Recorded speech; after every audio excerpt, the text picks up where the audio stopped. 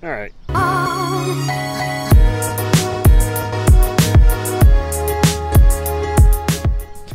So, I got something cool in the mail today, and I wasn't expecting this to come in as quickly as it did. And that is these. Yeah, I got 2 of them.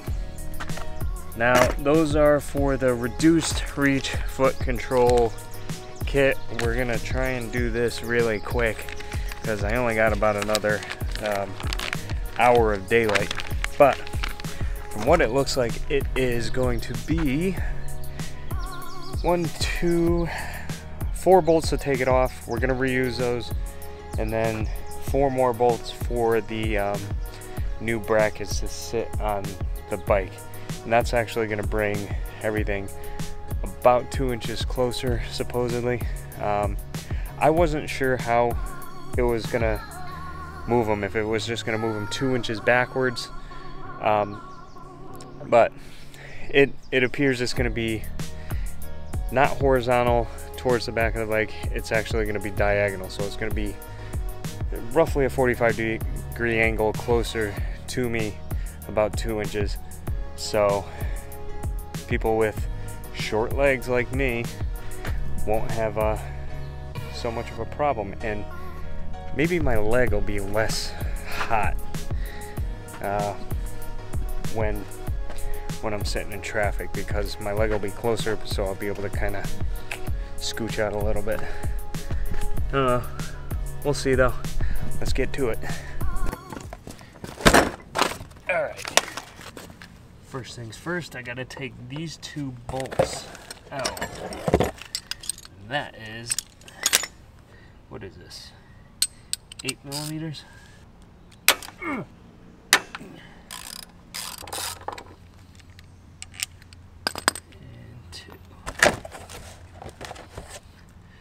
Alright, so you want to make sure that these have the little recesses here. I'm not sure if you can see that, but there's a recess there for the bolt head. You want to make sure that is on the bottom.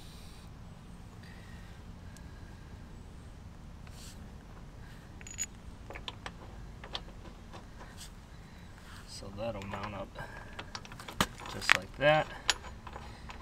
And you don't want to let this dangle. Your brakes are actually kind of heavy, so hold on to that while you're putting that back in. And I do admit I'm kind of rushing right now because I'm super excited to get this on. Hopefully I'll be a little more comfortable. And plus, I've been looking online for the past little while. I'm not sure how long, probably since I picked up the bike. So for a few months, like 6 months now. And I can't really find any good pictures or how-tos or anything on the reduced reach pegs. So that's why I'm doing this, because I'm going to give you a nice walk around when I'm done and show you exactly how these suckers mount up. And maybe depending on what exhaust you have, I'm not really sure how this will work. I can't imagine it being too different between exhaust manufacturers, but yeah. Alright, side 1 done. Just got to make sure everything's torqued down properly. If I remember correctly, it is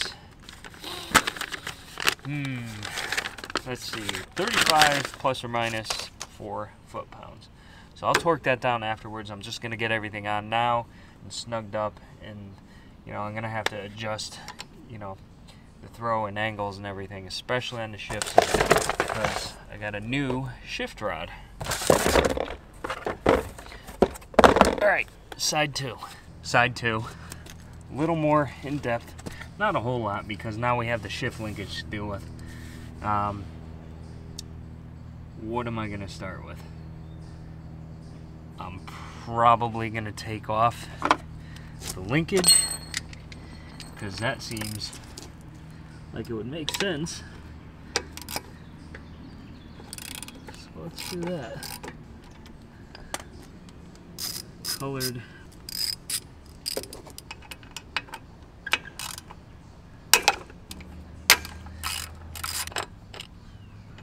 We'll install the bracket right like we did on the other side. And like I said before, there is a recessed part so that the head of the bolt can sit in there. Put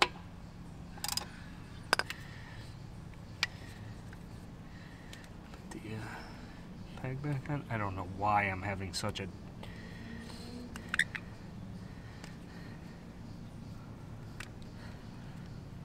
Why was that so confusing to me? It's probably because I'm in a rush. Don't rush. That's how you make mistakes.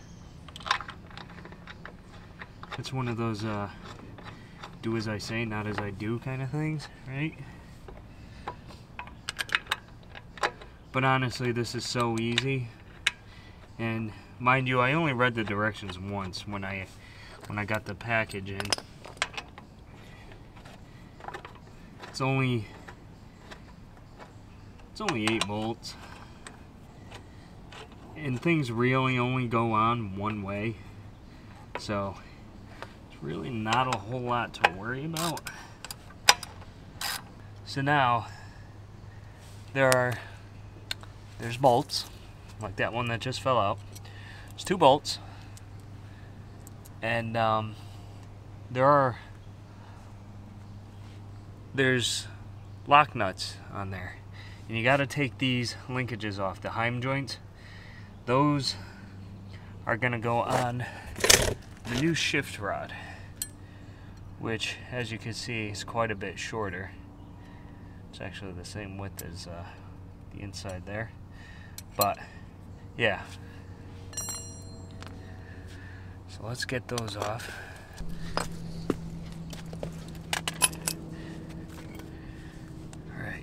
Let's get these nuts off. Alright, one of these sides was way more of a pain in the ass than I would have liked it to. There's actually a flat spot right here on the Heim joint. And you could use a 12 millimeter wrench to hold on to it, and the nut itself is a 13 millimeter, so you can hold the Heim right there and then twist the nut. Mine were a little gunked up, probably from road salt and stuff, because anybody that knows me knows I ride through the winter and certain parts just get a little chewed up, but that is life. And this is a reverse thread on one side.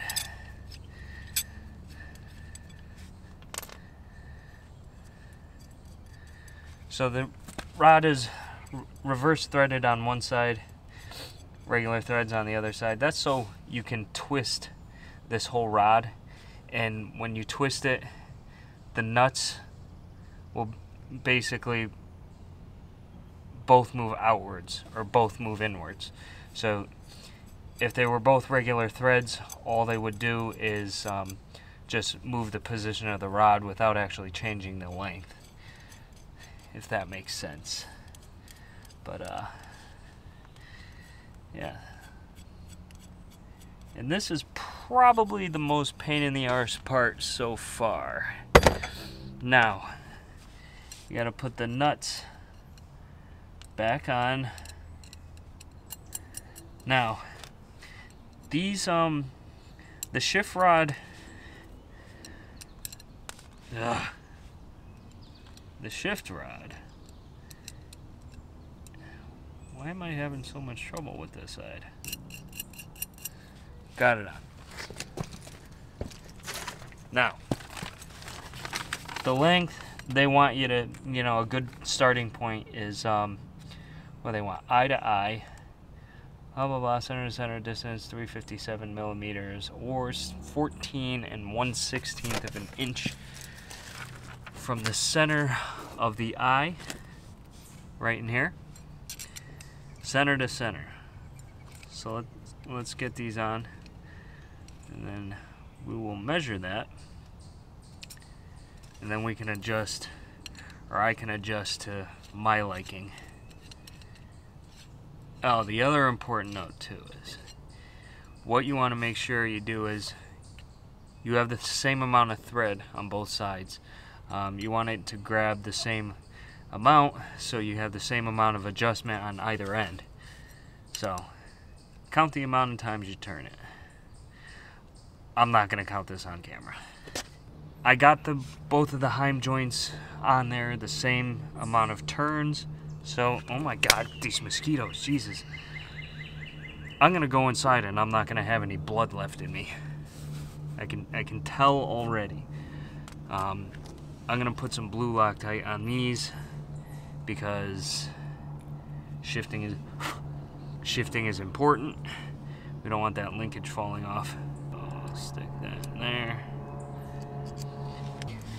The reason that I wanted to put the shift linkage on now is because it's easy enough to just twist it now. So they want 14 and a 16. It's about 14 and a 16. I'm gonna sit on the bike and see how that feels.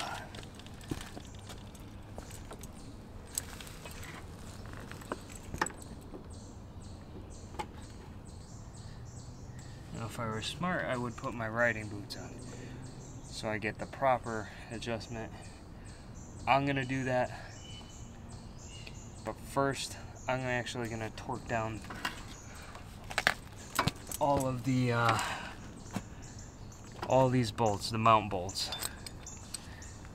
So it said plus or minus 4 pounds. I'm gonna mark it for, I don't know, let's do 37 pounds. You know, you got a plus or minus 5% accuracy and blah blah blah, all that stuff. So let's see, 5, that's about 37. We'll set it there.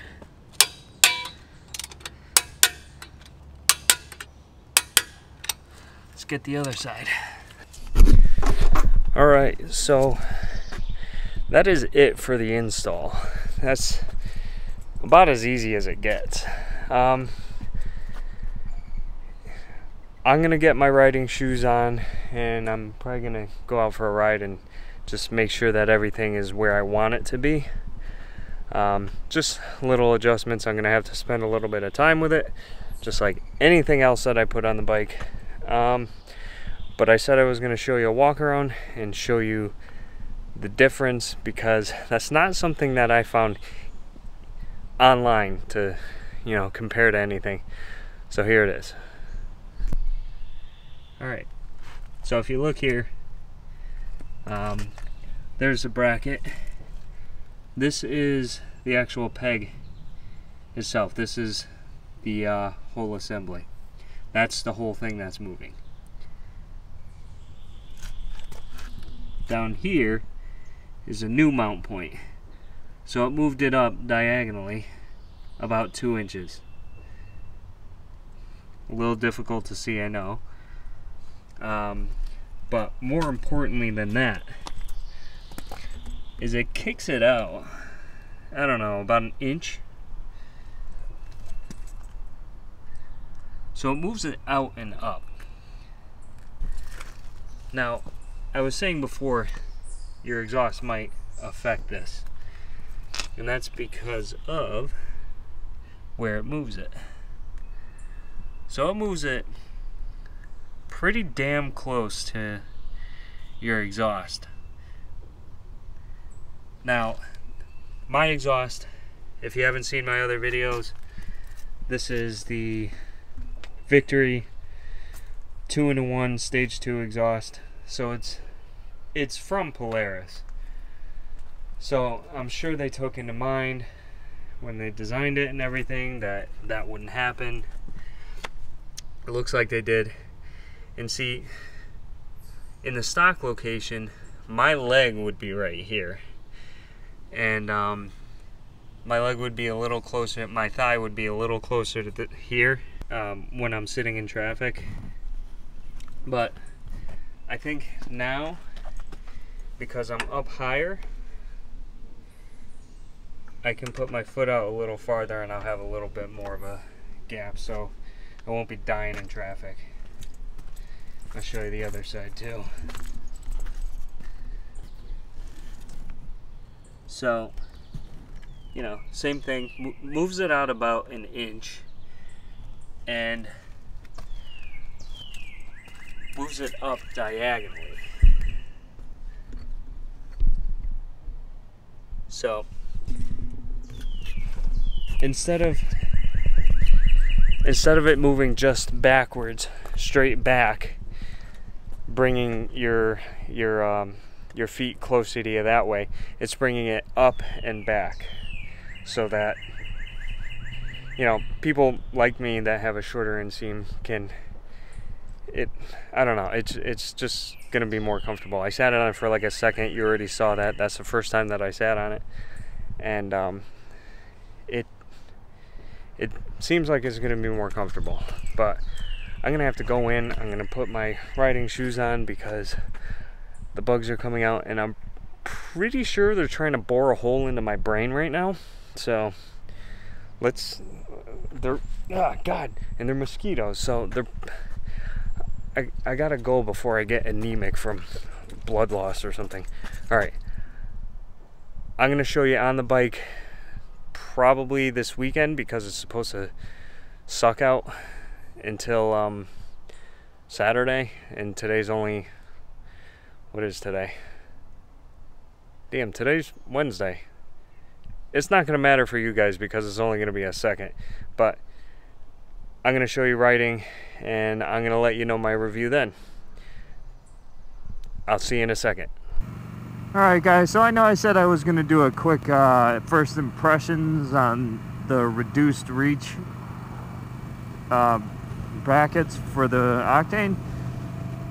I just realized I don't want to make the video too excessively long, so I'm actually gonna make a second video, and that's mostly because I have the handlebars as well, and like I said, I don't want to make it too long, so I'll go over both of those things in the next video. Hopefully I'll get that up by this Saturday, so think of this as like a little bonus how-to video. So until then, I'll see you later. Bye.